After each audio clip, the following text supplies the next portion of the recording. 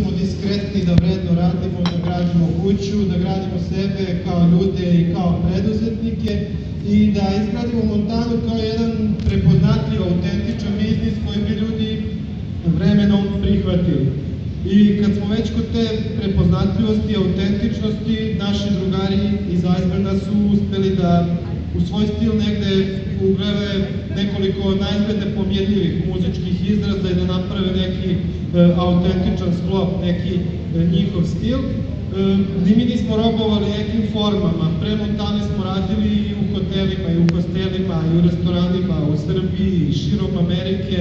Gledali smo kako se to radi na Alpima, kako se radi u Skandinaviji i sve to negde sadržano u DNK onoga što je Montana danas. Naravno, svakom bendu je potrebna jaka scena, scena koju čine drugi bendovi, koju čine tonci, roadiji, promoteri, menadžeri, mediji koji podržavaju tu scenu, klubovi. Montana takođe ima svoju scenu, naša scena su i naše kolege preduzetnici s kojima se družimo i kolege s Kopaonika. Poštanska mreža je naša scena, Belgrade Ignite je naša scena. Naša scena su i male zanatlije i uzgajivači hrane iz okoline Kopaonika sa kojima sarađujemo. I svira se zbog publike, bendovi postoje zbog publike. Pearl Jam je jedan od, mnogo sam brz, jedan od možda i najekstremnijih zaštitnika interesa svoje publike.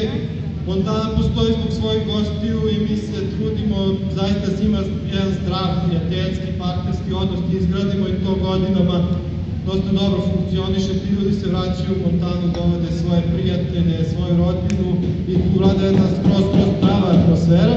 I kad se sve tako radi kako treba, temeljno i pažljivo, oni ljudi koji nisu upućeni u sve to, njih uspeh može da iznenadi. I kao što je Nirvana Nevermind rasprodat za 4 dana, zato što niko nije očekivao da oni mogu da naprave toliki tiraži, da mogu da skinu Michael Jacksona sa lista vrha Billboarda, tako je malo ko verovao i da jedna mala Montana danas može da bude najbolje ocenjeni smeštaj na Kopaoniku, na svim relevantnim sajtovima i da nas mnogi Leonard preporuči. I ja ovo između ostalog večeras pričam zbog toga što tekstovi o preduzetništvu u našim medijima često su ilustrovani ovakvim fotografijama i ja negde zamislim nekog mladog čoveka koji to vidi i pomisli, a ja neću da budem preduzetnik, oni su neki ljigavci sa kravatama, a zapravo preduzetnici, oni uspešni preduzetnici, najveći svetski preduzetnici danas ne izgledaju tako, oni izgledaju ovako i oni su u stvari primer da konformizam ne čini preduzetnika, nego da preduzetnika čini ta vera u sebe, ta istrajnost i ta strast da se ta ideja istera do kraja. Što se nas u Montani tiče, mi svoju ideju teramo i dalje, trudimo se da smo i ove godine budemo bolji nego sledeće, vratili smo kredit, razmišljamo o ekspanziji, ako skijate ove zime na kopu, javite se. Ćao!